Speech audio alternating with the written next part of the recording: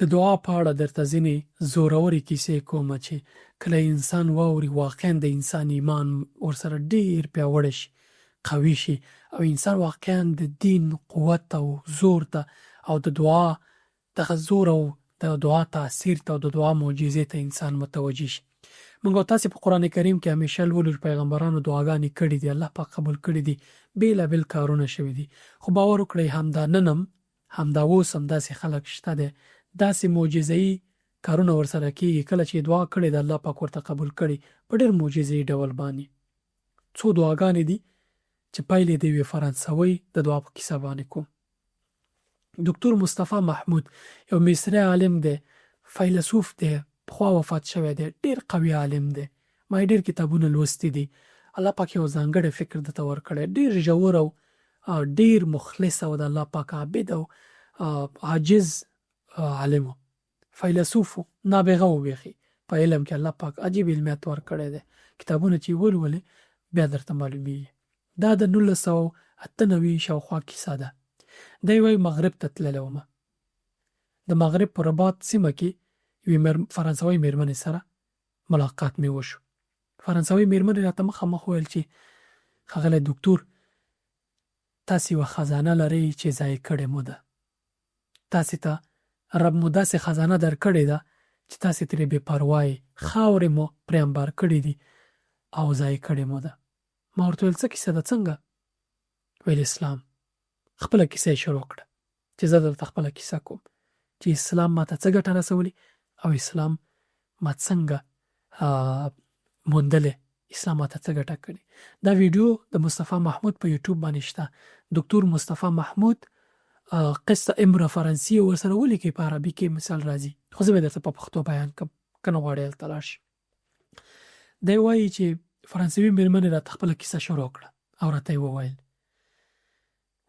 1998 کلونو شاوخوا کې راته دا کیسه وکړه او هغه وخت کې راته وویل چې شاوخوا 30 کاله وړاندې له خپلو ملګرو سره، د نجلۍ وایي فرانسوۍ پیغله ده، هغه وخت کې پیغله وه، دا کیسه کوي وایي چې له خپلو ملګرو سره د مغرب رباط سیمې ته راغلو په چکر باندې. دلته وګرځېدو، چکر هم وو. یوه شپه مې خوب ولیدو، هوټل کې وم. خوب مې ولید چې یو کس راځي، ډېر ښایسته مخ یې دی، سپینې جامې په غاړه دي، له جبه یو کتاب راوباسي، ماته یې راکوي. ما چې کتاب وکوت، د مسلمانانو قرآن کریم دی. کله چې له خوبه راپاڅېدم لړزېدم او ډېره زیاته ډارېدلې وم. ځان سره مې فکر وکړ، ملګري مې ټول اماده و چې بېرته ستا نه شي. ما ورته وویل زه تاسو سره نشم تللی، نه زه هم دلته پاتې کېږم. هغوی شور جوړ کړ چې ته لیونی شوې، څنګه دلته پاتې کېږي، تا کې تنها دلته پاتې کېږي، څه کوې؟ ما ورته وویل چې زه غواړم عربي ژبه زده کړم، زه غواړم قرآن زده کړم، زه غواړم دا دین وګورم چې حق دی او که نه دی. خو ملګري مې له ډېر اصرار وروسته ستانه شول او زه پاتې شوم. په مغرب کې پاتې شوم. پیل مې وکړ د قرآن کریم زده کړې باندې، عربي ژبې باندې تفسیر او ترجمه مې لوستله. څه موده وروسته مسلمانه شو. واقعا په دې مې ایمان راوړ چې دا دین حق دی او دغه خوب په ما ډېر تاثیر کړی. زه مسلمانه شوم. ډېره ښه دینداري مې کوله، وخت په وخت به مې عبادتونه کول، د قرآن تفسیر، ترجمه او عربي مې زده کړله. همالته ومه. تصادف دا و چې 15 کاله وروسته زما ملګري راغلل. هماغه ملګري چې زما دیدن زما سره راغلي وو، بیا راغلي وو په چکر باندې. موږ به معمولا همالته چکر ته تلو له فرانسې نه. دوی راغلي وو. خو دوی سره زما ملاقات وشو او پوښتنه رانه وکړه چې درویشه یې اوس هم درویشي کوي؟ ما ورته ویل چې هو. خو دوی ته مې یوه بله خبره هم وکړه. هغه دا وه چې څه موده مخکې د دوی له راتګ نه مخکې په سینه کې مې ډېر بد درد حس کو. فکر مې وکړ چې ډېر زیات درد کوي، نو دا به څنګه کېږي. شک مې پې شو چې سرطان نه وي. لاړم ډاکټر ته. ډاکټر چې معاینه وکړه تایید یې کړه چې سرطان یې. ډېره خفه ومه، ډېره زیاته ستومانه شوې وم او فکر مې کوو چې څه وکړم. ملګرو ته مې دا خبره وکړه. نږدې وخت کې همغه تصادف، همغه وخت کې مې ملګري هم راغلي وو. هغوی ته مې وویل چې دلته یم، خو یو مشکل دا دی چې په سرطان اخته شوی یم. معاینه مې مثبته وه. هغوی را پورې خندل چې ته خو مسلمانه شوې، درویشه شوې، رب دې ونه ژغورلي. هغوی راته وویل چې راځه موږ سره لاړه شه، فرانسې ته لاړه شه، هلته ډاکټران ډېر قوي دي، ډاکټران به د علاج وکړي، دلته د علاج نه کېږي، مړه کېږي. خو ما ملګرو ته ویل چې نه، زه نه ځم، زه همدلته پاتې کېږم. ملګري مې ډېر له اصرار وروسته لاړه، زه پاتې شوم.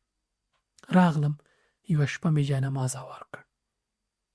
جاینماز مې هوار کړ، کېناستم، لمونځ مې وکړ او خپل رب ته کېناستم. له دغو خپلو ملګرو مې ورته شکایت وکړ او ورته ومې ویل چې ای ربه، دغه ملګرو په ما باندې وخندل، زه دغه مشکل لرم، سرطان باندې اخته شوی یم، بله چاره مې نشته، دا ملګري په ما مه خوشحاله کوه. دوی په ما زما په دیندارۍ باندې تمسخر وکړ، شخند یې و، دوی په ما مه خوشحاله کوه. ډاکټران د دې له علاج عاجز دي، ته یې راته حل کړه. وایي په همدې دعا کې لګیا وم، ویده شوی وم، خوب را باندې غالب شو.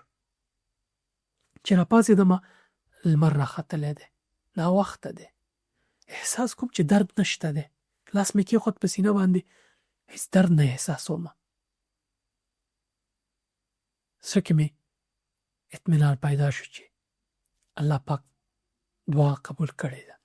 لاړم ډاکټر ته مخامخ، متخصص ډاکټر ته چې ورغلم، هغه چې معاینات وکړل، ما ته ویل ته فلانه یې؟ ما ورته ویل هو. هغه بله ورځ چې راغلی وي سرطان دې لره؟ ما ویل هو. باور یې نه شو. لاړو دوسیې را واخیستې، کوم هغه ریکارډ یې را واخیستو چې زما پېژندپاڼه او ریکارډ یې وکتو چې زه همغه یم. باور یې نه کو، حیران شوی و چې څه چل شوی دی. کیسه راته وکړه څنګه پېښه شوې. تا بله ورځ دی د سرطان ډېر پرمختللې مرحلې کې و او موږ درته ویلي وو چې ته دې وصیت ولیکه، د مرګ بستره دې برابره که، نور وصیت مسیت یې ولیکه چې ته نوره مرې، او دلته هر څه دې پاک صفا دي. څنګه کیسه ده؟ موږ ته کیسه وکړه. ما ورته ویل چې زه د طبیبانو طبیب رب روغه کړی یم، او کیسه مې ورته وکړه.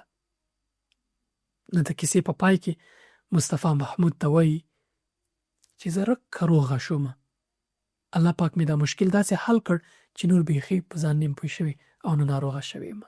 الله پاک چې کله ته ورته په یقین باندې راشي، کینې ورته له زړه په دې مطمئن چې بل څوک دا مشکل نشي حل کولی له الله پرته، الله پاک دې مشکل حل کوي.